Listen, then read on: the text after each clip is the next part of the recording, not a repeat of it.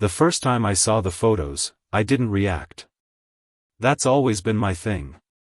I don't raise my voice. I don't rush into confrontation.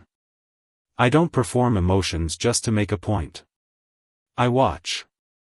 Lauren stood on a balcony overlooking the ocean, sunlight catching the edge of her glass like it belonged there. The kind of place people don't casually end up in. The kind you plan for. Save for. The caption was simple. Finally took a break after a stressful few weeks. I stared at it for a second longer than I should have. Then I locked my phone and set it face down. Because 3 weeks earlier, she had stood in my kitchen and told me my $20,000 savings were gone. Just, gone. Daniel, I'm so sorry. Her voice was soft. Controlled. Measured in a way that didn't feel natural. I didn't mean for this to happen. I leaned against the counter, arms relaxed, watching her more than listening. What happened? I asked. She hesitated. A small pause, but enough. I invested it, she said. Short term.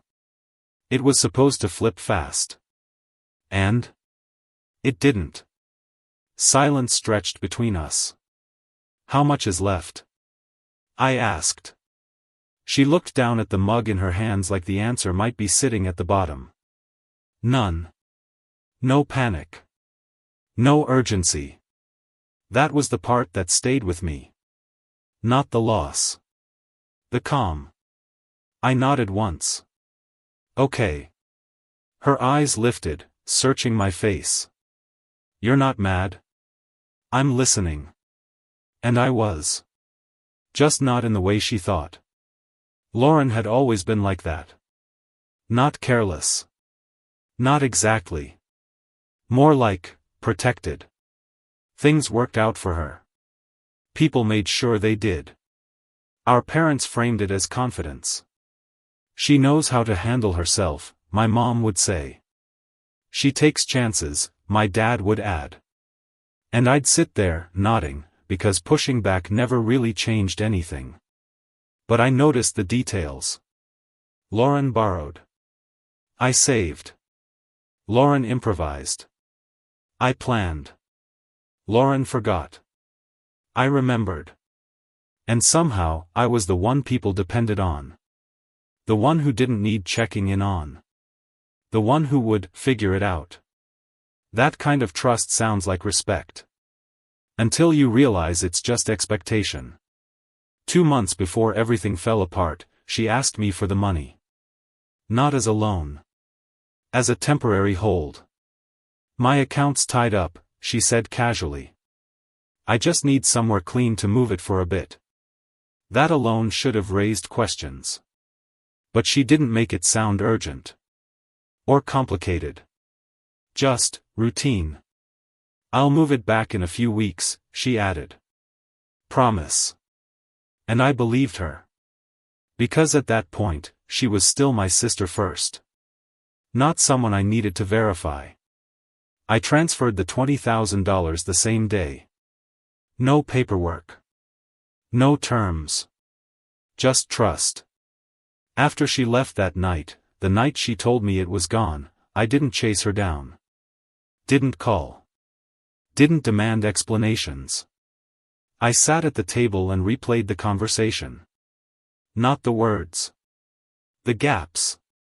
Lauren didn't lie directly. She avoided. Shifted. Skipped.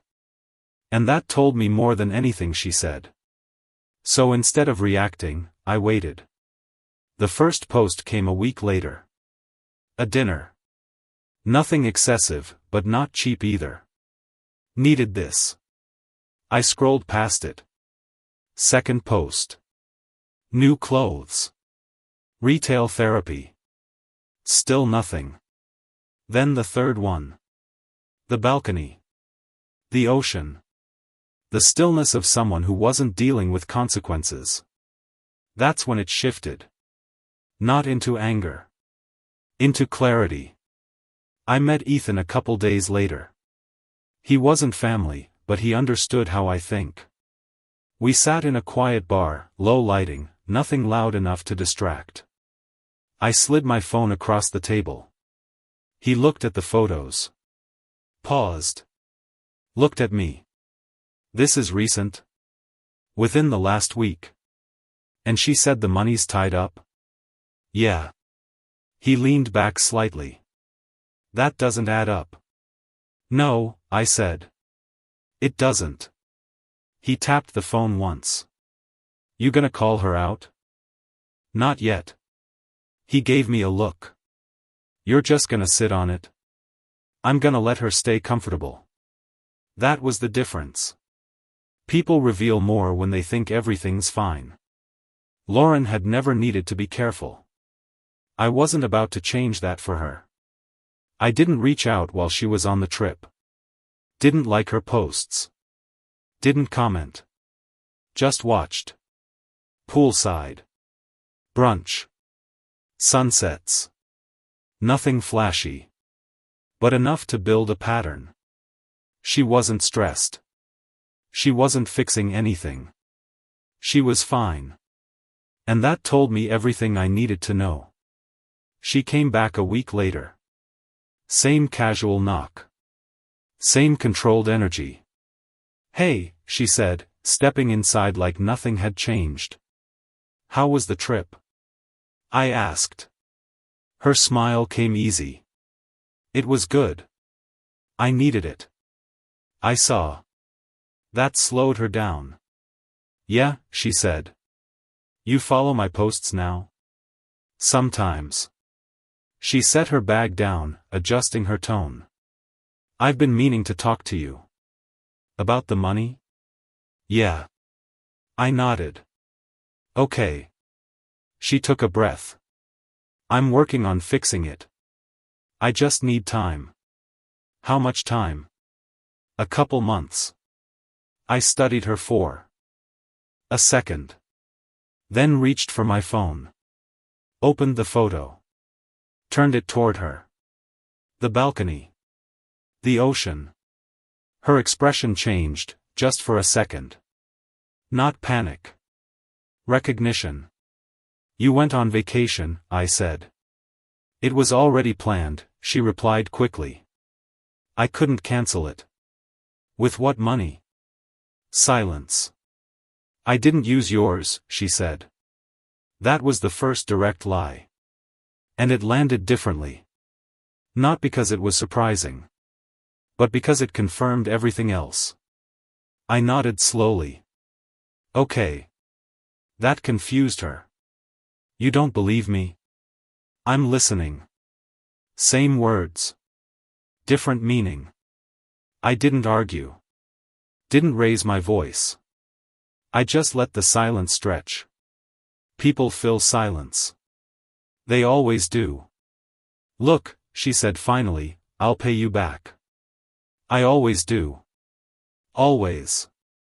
That word didn't sit right. Because this wasn't about timing anymore. It was about intention. I leaned back slightly. You didn't lose the money, I said. Her eyes narrowed. You used it. That's not fair. It's accurate. Her posture shifted. Defensive. I told you I'd fix it. And I'm giving you the chance to. She blinked. What? I'm not asking for it back today, I said. I'm asking for the truth. Silence. Real silence. Because there wasn't an easy way out of that. I needed it, she said eventually. Things got tight. For a vacation? Her jaw tightened. You don't get it. Then help me understand. She looked away. And that told me everything. I didn't escalate right away. Didn't involve our parents. Didn't make it public. I documented everything. Transfers. Dates. Messages. Clear. Organized. Because if you want something to hold, it has to be built right. 2 weeks later, I asked her to meet again. Same place. Different tone. She looked less confident this time. More aware. I handed her a printed summary. "What's this?" she asked. "Clarity." She flipped through it. "You're making this bigger than it is." "I'm making it clear. I said I'd pay you back. And I'm making sure you do." That's when it clicked for her. Not the situation. The shift. I wasn't the version of me she was used to. Not quiet in the same way. Not manageable. We brought our parents in after that. No drama. Just facts. Laid out clean. Lauren tried to explain. To soften. But the structure held. Because structure doesn't argue. It just stands. And eventually, people have to face it. The payment started a week later. Small at first. Then consistent. No shortcuts. No assumptions. And over time, something else shifted. Not just in her. In me. I stopped defaulting to silence. Stopped assuming that keeping things smooth meant keeping them right. The last payment came through on a quiet afternoon. No message. No apology. Just the transfer. I looked at it for a second. Then locked my phone. Because it didn't need anything else. A few days later, I saw another post. Simple. Coffee. Window light. No caption. And for the first time, it felt real. Not curated. Not protected. Just normal.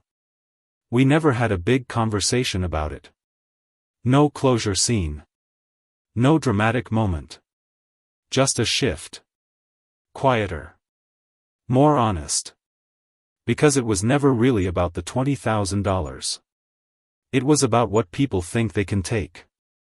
When they believe you won't push back. And what changes? The moment you do.